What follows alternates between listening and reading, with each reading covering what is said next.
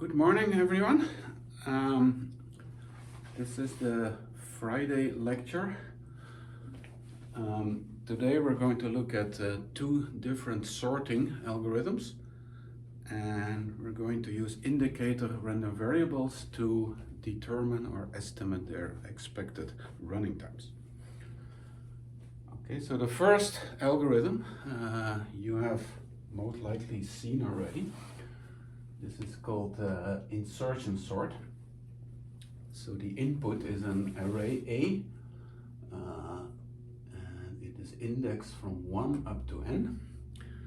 And insertion sort sorts the input array. So when the algorithm terminates, the array A, it contains the input numbers but in sorted order. So the smallest element first, the second smallest, and the largest element will be at position n. And the way insertion sort works is as follows. We have a variable I, which runs from 2 up to n. And if we go into the for loop, for value I, the following is true. If you take the subarray starting at 1, ending at I minus 1, this part is in sorted order. And the elements from I up to n we haven't seen yet. So when we go here into the for loop for a particular value I, so everything up to position I minus 1 is sorted, what we do is we take the element at position I, let's call it x, and now we repeatedly swap x with its left neighbor until everything from 1 up to I is in sorted order. Okay, so for example, in this example here, so here we have 1, 3, 5, 6, 7, 8. This is already sorted. So now we would like to insert 2 into the sorted order. And what we do is we pick 2, its left neighbor. So they are swapped. Then the 2 is here. We compare 2 with its left neighbor. They are out of order. So there is another swap. The 2 is here. Compare with the left neighbor. Out of order. Swap. Now the 2 is here, its left neighbor, out of order, we do a swap. 2 is here, compare 2 with its left neighbor, out of order, we do a swap. Now the 2 is here, and we compare 2 with its left neighbor, and they are in order, so in that case we can stop. So this is what is being done in this while loop here. Okay, so in step number I, everything up to index I minus 1, this is already sorted. So now we're going to insert this element here at the right spot. Okay, so we use a variable j, it starts at I, and then we say, well, as long as the element at position j is smaller than its left neighbor, then we swap the element at position j with its left neighbor, and then we decrease j by 1. Okay, so in this case, initially the j is equal to the index of this number here. We repeatedly compare the element at position j with its left neighbor. If they are out of order, then we swap them, and then we go one step to the left. Okay, and we do this while loop as long as an element is smaller than its left neighbor. And of course we also have to check that this index j is still bigger than 1, because as soon as j is equal to 1, then it doesn't have a left neighbor anymore. Okay, so this is insertion sort, and I'm sure you have seen this. And what I would like to know is what is the total number of swaps that we do here? Yeah, so we run the algorithm. What is the total number of swaps?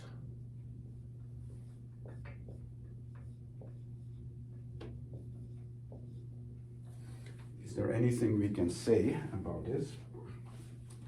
Now, what would be the worst case? The worst case happens if the input array happens to be in decreasing sorted order. And so if the input consists of the numbers n, minus 1, and minus 2, all the way down to 1.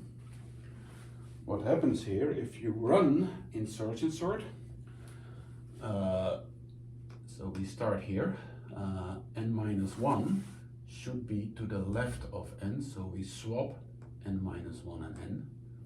Then we go there, n minus 2 has to go all the way to the front. So we swap it and we're doing, and in particular the last one, number 1, has to be swapped all the way up to the beginning. So in this case, the number of swaps, well, it's equal to n choose 2. And where does n choose 2 come from? On this input, each pair of input elements will get swapped. Right? So if you take 4 and 2, so 4 in the input is to the left of 2, so at some point they will get swapped.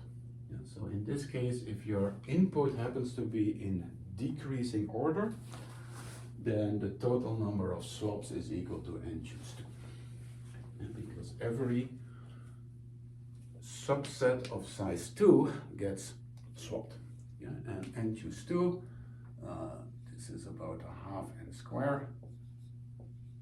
So for large values of n, the number of swaps that are made by insertion sort is quadratic in the size of the input. Okay, so this is the worst case. So let's look at the specific case, or maybe not the worst case. I'm going to assume now that the input is a uniformly random permutation of the numbers 1 to n.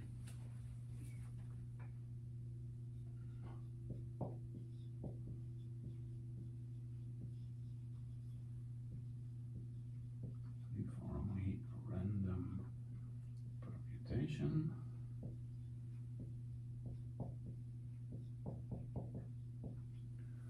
of the set 1 to n. Okay, so we take the numbers 1 to n, we put them in random order, and the random variable we're going to look at is the number of swaps that are made when we run in search and sort.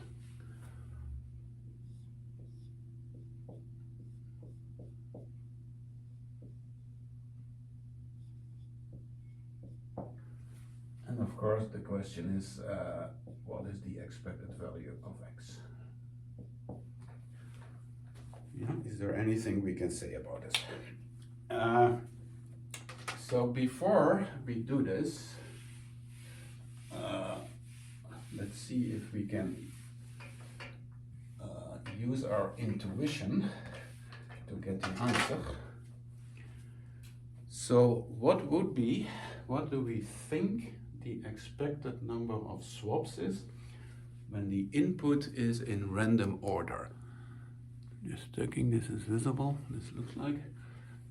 Okay, so let's look at one particular step here.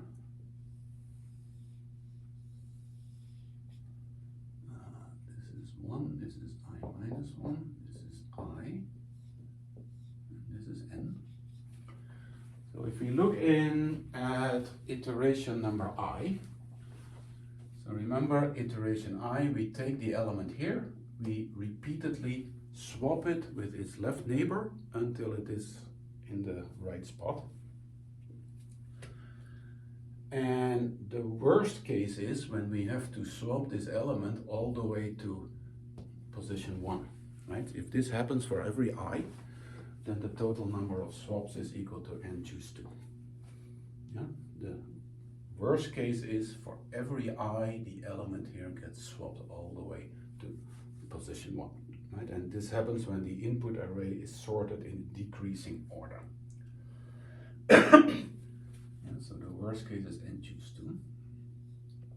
Yeah, and again, this happens when this element goes all the way up to position 1.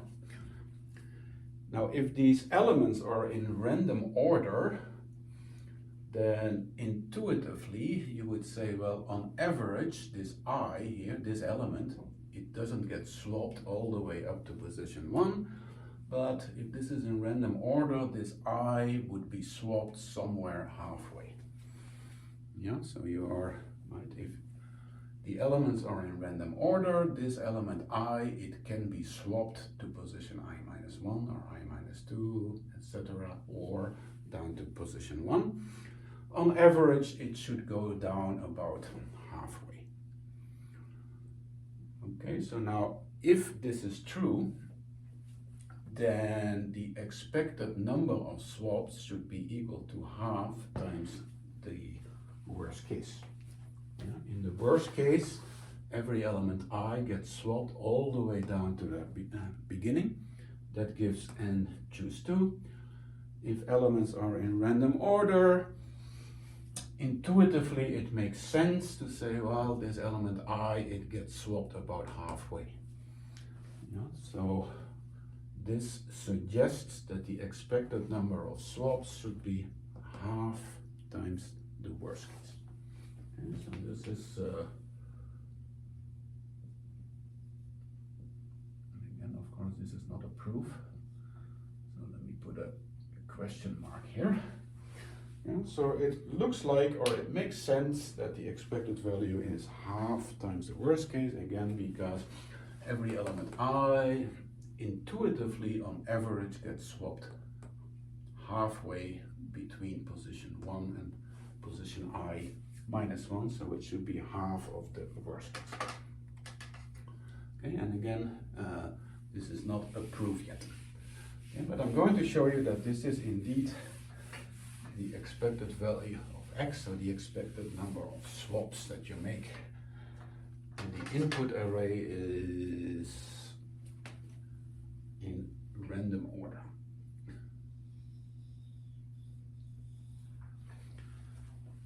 Okay, so we are hoping to argue that the expected value of x is this. So how would you do this?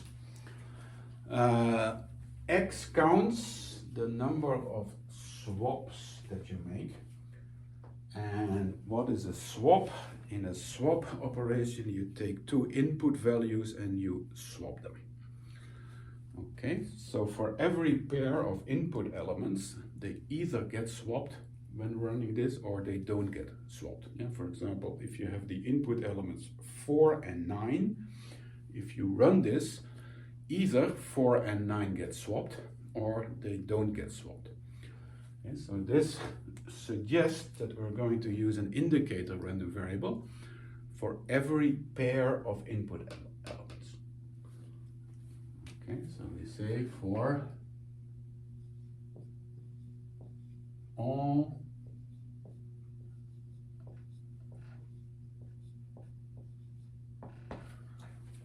for every subset of size 2, and so I pick an A and I pick a B, then there is an indicator XAB, which is 1 or 0, and it is 1 if the elements A and B are swapped when running the algorithm. If A and B are swapped.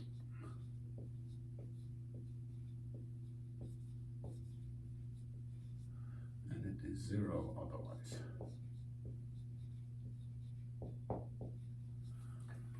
Okay, so for every pair of input elements, I have one indicator, X sub AB, and this random variable indicates whether or not the elements A and B, which are in the input array, are swapped. Okay, and then the random variable x, it will be the sum of all these indicators. Here. Okay, so we have to determine the expected value of this random variable.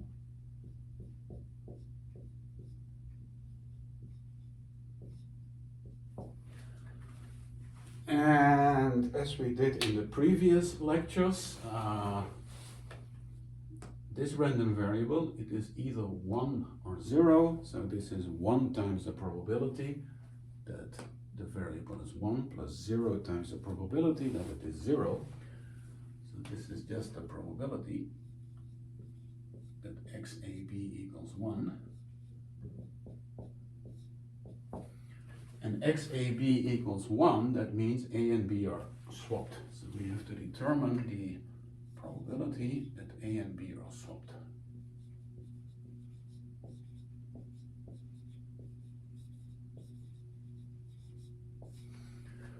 Okay, so now how would we determine this? So how do we figure out whether A and B are ever swapped?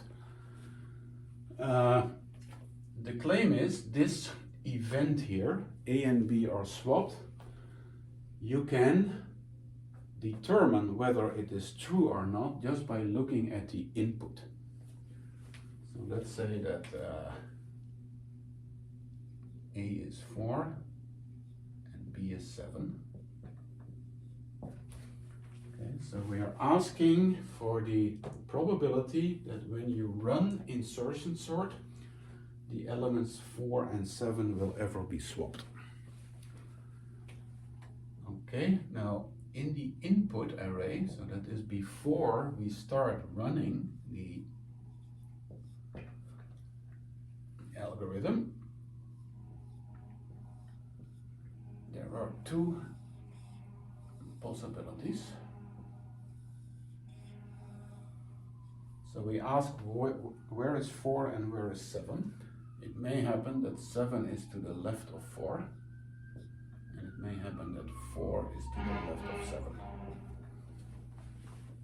Okay, so these are the two possibilities when you look at the input elements 4 and 7.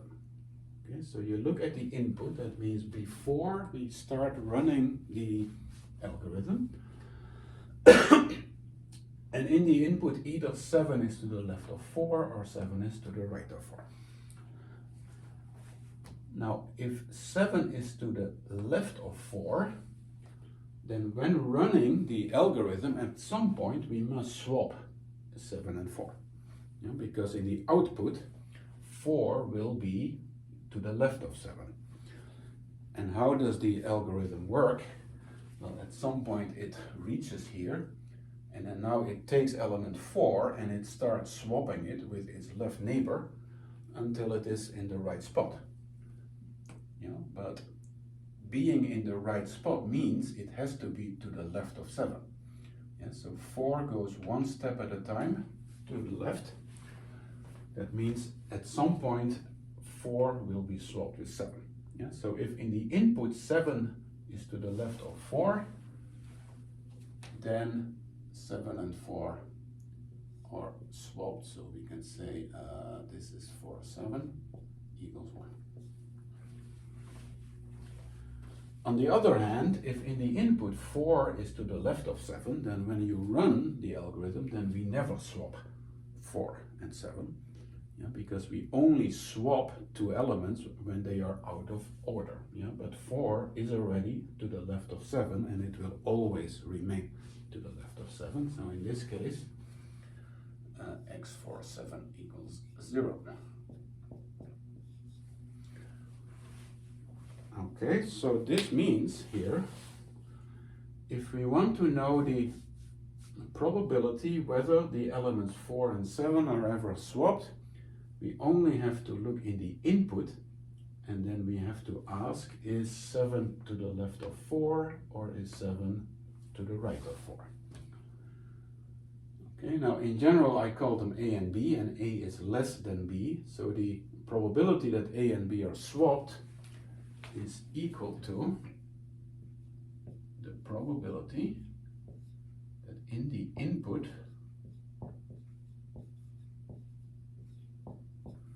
A and B, so B is to the left of A.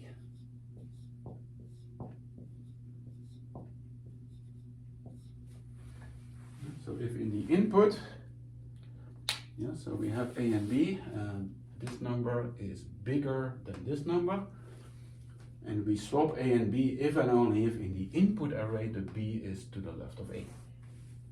Now what is the probability that in the input B is to the left of A? Okay, now remember the input is a uniformly random permutation. So again, if we look at the case when A is 4 and B is 7, then in the input either this happens or this happens. Yeah? And just by symmetry, these have equal chances. Yeah? So all the numbers 1 to n are in random order, and just by symmetry, with probability half, 7 is to the left of 4, with probability half, 7 is to the right of 4. Yeah? There is no reason to assume that this is more likely than this. Okay, so the probability that in the input B is to the left of A is just a half. Okay, now if you don't like this argument, let's do this a bit more carefully.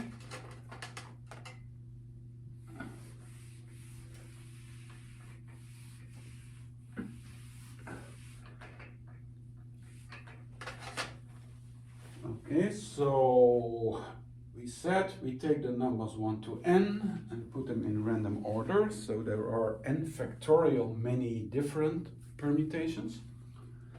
And in how many of the n factorial permutations is B to the left of A? So number of permutations.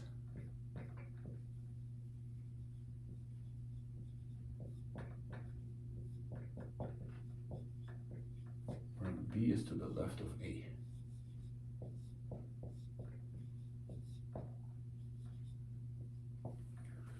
So how do we count this? As always, we're going to use the product rule.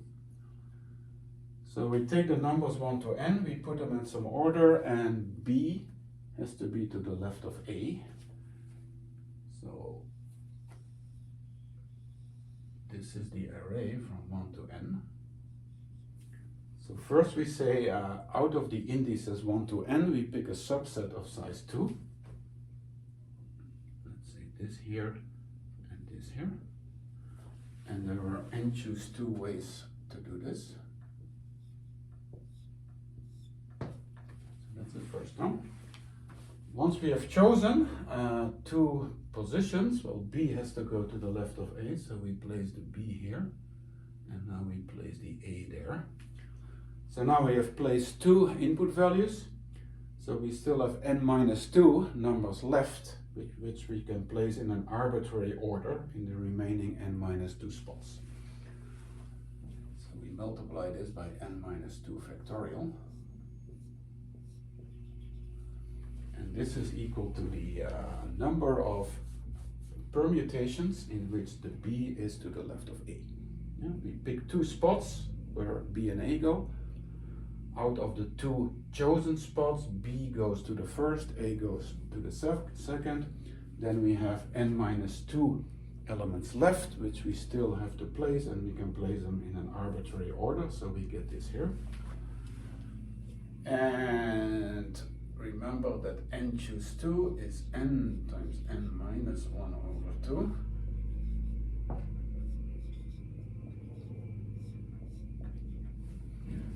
And here we have n minus 2 factorial multiplied by n minus 1 multiplied by n, so this just becomes n factorial divided by 2.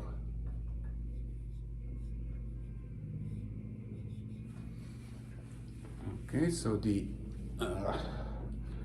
number of permutations of the numbers 1 to n, where B is to the left of A, is equal to n factorial divided by 2. So if we pick a uniformly random permutation, then what is the probability that B is to the left of A? Well, this is the number of permutations which make this true, divided by n factorial.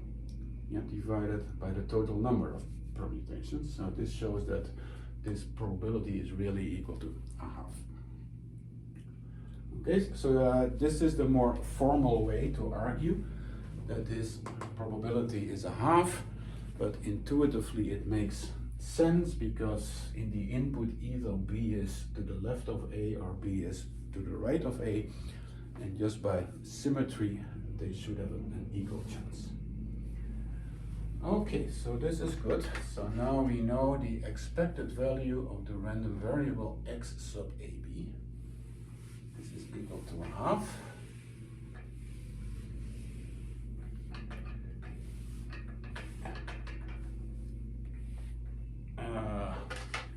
Now we were hoping to get the expected value for x. So the expected value for x. X is the sum of all these random variables, xab.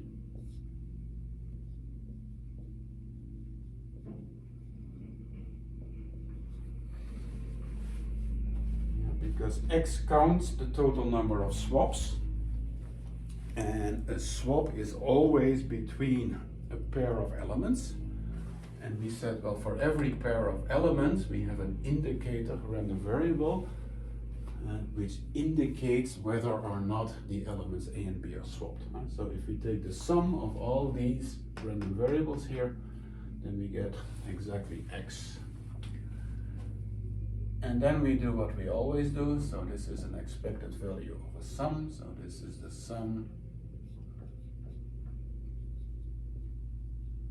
less than b less than or equal to n, expected value of xab.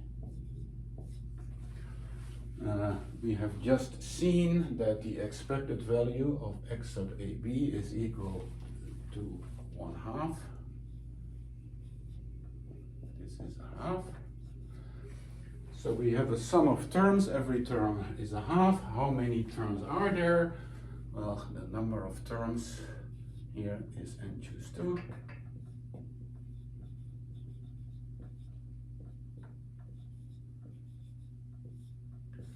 Because we have one term for every subset of size 2. And this means the expected value of x, we have n choose 2 many terms, every term is a half. So this is indeed 1/2 times n choose 2.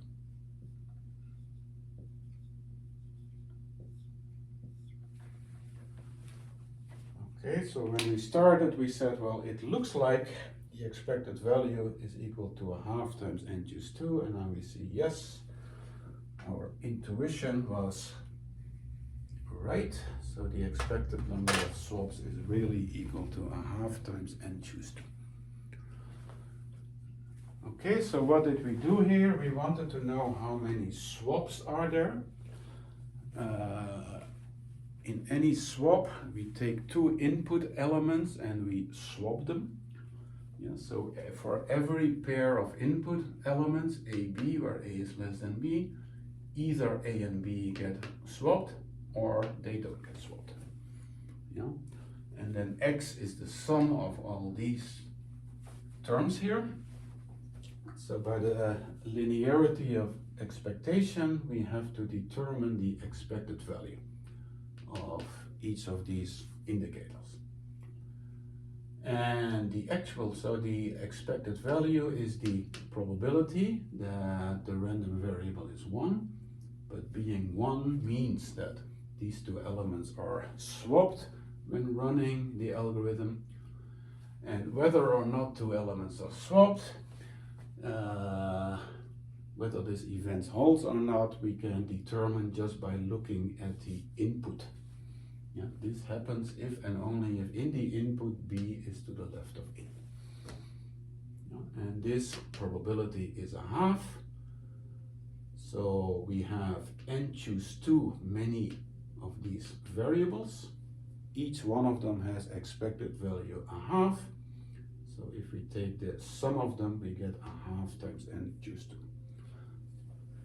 Okay, so this means that if you run insertion sort on a uniformly random permutation, then the expected number of swaps is 1/2 times n choose 2. And remember that n choose 2 was the worst case. So on a uniformly random input, on average the number of swaps is 1/2 times the worst case. Okay, so in the beginning we saw that the worst number of swaps happens when the input array is in decreasing order. Right? The input has n minus 1, n minus 2, all the way down to 1. In this case, the number of swaps is equal to n choose 2. Now, this is of course a really worse input, so you may think that, before we start running the algorithm, we put the elements in random order, and then we run insertion sort, and maybe then the running time, which is basically the number of swaps, gets much smaller, but this here shows that the answer to that is no, this is not true. Right, so before running the algorithm, you say, well, let's just shuffle the input array and then hope that it is faster. Well, you only gain a factor of 2 as compared to the worst case. Okay, so shuffling the input array doesn't help. Right? The expected number of swaps is still quadratic. Okay, so n choose 2 is about n squared over 2, so this is about 1/4 times n squared.